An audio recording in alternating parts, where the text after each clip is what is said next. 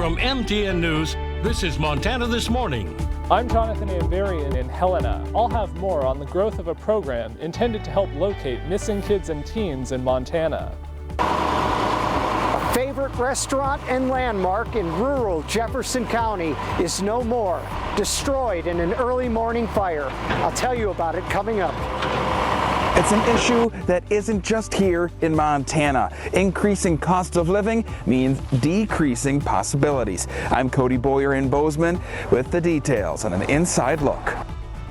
6:30 on this Friday, first day of October. Chet Lehman, Matt Elba with you there. Lovely shot this morning. That's our community hospital of Anaconda-Icam, I believe. Yeah, beautiful morning. Yeah, everywhere. And I think that we're going to enjoy more of these, at least for the next few days. That's good. And outlining the long-term forecast, it does look like we have some rain chances moving in late next week. We need that as well. Yeah, it's never soon enough when we need the rain. Yeah. Temperatures into the 20s and 30s this morning. 18 degrees in West Yellowstone, our coolest temperature. Beautiful morning. A little bit of thin cloud cover this morning as cold front isn't far away. I don't think that's going to bring us any rain for the afternoon today.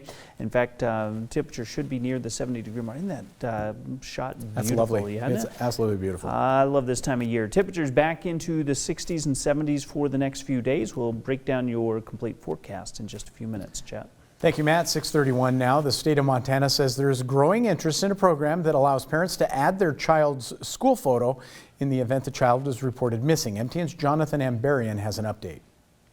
Over the last few years, the Montana legislature has launched a number of new programs aimed at providing more tools to help address the crisis of missing people across Montana, particularly in Indian country.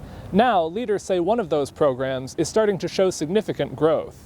In 2019, lawmakers passed Senate Bill 40, sponsored by then-Senator Frank Smith. It set up a statewide repository of Montana student photos that can be used only to give law enforcement a current image if a student is reported missing. Parents or guardians must opt in each year for their children's school photos to be included. The Montana Office of Public Instruction oversees the repository. OPI says in fall of 2020, only about 4,000 students had photos included. That number grew to 23,000 by the second semester and 27,000 this school year. That's about 18% of the 150,000 eligible students. Among American Indian students, the percentage is lower. Just under 2,000 have photos included, about 9% of the roughly 21,000 Native students. Leaders say in many cases they don't have recent photos for missing kids and teens. On Wednesday, a Montana Department of Justice report showed 74 missing people age 18 or younger. 40 of the entries included photos, 34 didn't.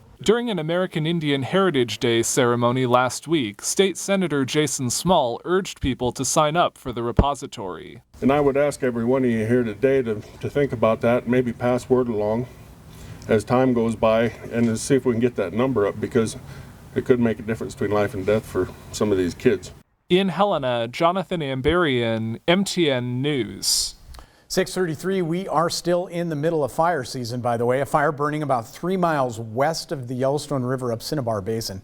Cinnabar Basin is in the Gardner area, about 10 miles north of Gardner.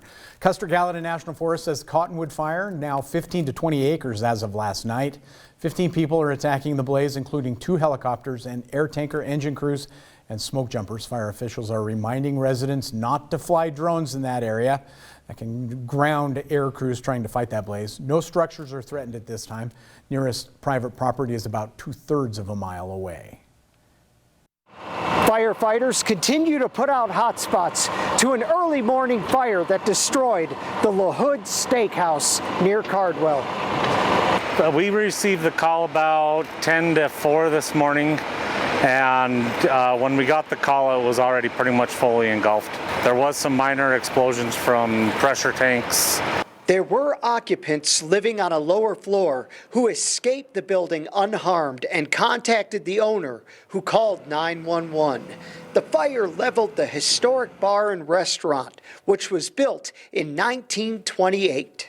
The restaurant is located in a rural part of Highway 2 near the Jefferson River, about 2 miles south of Cardwell. The most challenging part was just getting water out here. When we have these rural fires, that's why we have so many water tenders out here, and it's just hard to get the water out here. Local resident Maureen Martin was saddened to see the historic building go up in flames.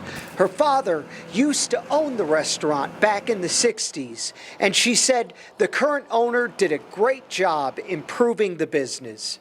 My dad would have been thrilled if he was alive for all the improvements that Phil made. The bar was beautiful. The restaurant, he redid the whole inside, and it just made me so proud. For those who live in this community, it's more than just the loss of a business. It's a loss of a piece of their history, and it's very personal. It's just devastating to not see it, and I sent pictures to my siblings, and we all feel the same. It was very devastating to have lost it. It's just gone now. The State Fire Marshal's office is investigating the fire to try to determine a cause. In Cardwell, John Amy, MTN News. 6:35 now. Homeless people in Bozeman are adopting a new survival strategy. Some without homes are now living in campers and tents in public areas. It's not just happening in Bozeman either. MTN's Cody Boyer, in the first part of several stories, talks with police officers who are closest to the issue. Picture a drive, a routine drive into Bozeman, whether it's for grocery shopping or avoiding the traffic of 7th Avenue here just close to where I am standing right now. You may have seen these pop-up burgs of campers, and for those that are living inside of them, they tell me, while many didn't want to go on camera, that it's because they have nowhere left to go. It's not just, it's a larger problem. This is a nationwide problem. This isn't just a Bozeman problem. A corner of a parking lot or a side road away from main drags. That's where you might find a dozen or so campers and tents at each of those sites. To Bozeman Community Resource Officer Marek Ziegler, it's a seemingly growing issue that's always been there. A partner at HRDC is out there with me. We make contact with them, and we make sure they're in contact with the right services. We are under a court jurisdiction which falls under the 9th Circuit Court of Appeals. A couple years ago, the city of Boise were citing homeless people that were camping in city parks on city streets. And the decision came down is you're not going to be allowed to cite homeless people or criminalize homelessness if you have no other alternative to offer them. And for some, he says, they've been there a long time. Anything from a few years to I've been a Bozeman resident most of my life. I think it's a mixture of a lot of things. Me personally, I think it's a lot of the economy, the housing, COVID. Spiking rent, increasing unemployment, and as in August, the median price for a single-family home climbing to around $706,500, bringing to light a misconception Ziegler and his partner are trying to clear up. I can tell you firsthand, a good amount of them are working, not only working, but working 2-3 jobs. And there are families, and we have kids out there as well. So, they work alongside organizations like Volunteers of America, the Human Resources Development Council, and medical centers from across the area for the same reason. But the issue is still there, at times parked on the roadside. We're aware of the situation. We understand their concerns, because they're all of our concerns. Currently, there's no magic answer or magic solution to it.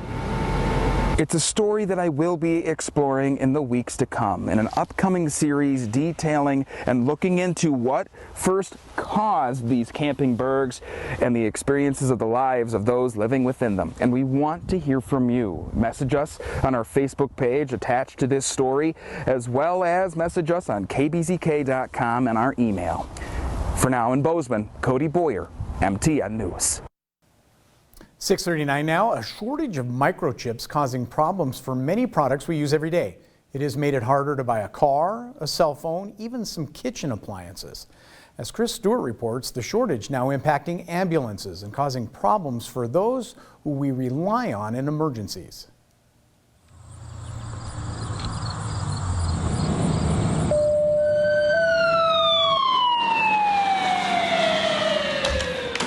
For Gene Bradley, reaching anyone in crisis is stress that comes with the job of being an ambulance district chief. Not only the seconds matter, but we have a lot of distance to go to get to a hospital. But now what worries him goes far beyond the vast area of northwest Missouri he's responsible for. Never crossed our mind that, this would be something that would greatly affect our ability to do our mission. He hasn't had one of his 4 ambulances in months. He has a loaner while he waits for his truck still in the shop. That truck left us the 1st of April, and we still don't have it back, and it's scheduled to come back to us in October.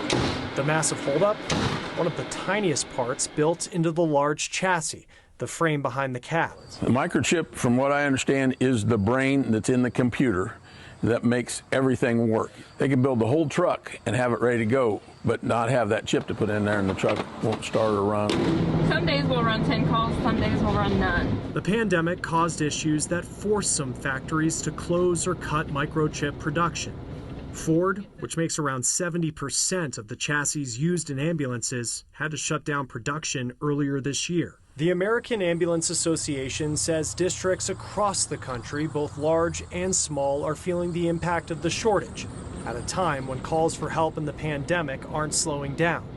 They want the federal government to make ambulances a priority to receive the delayed parts that are also used in buses and RVs. Experts hope the chip shortage will be over by the end of the year, but the supply chain might not be fully on track until the end of 2022.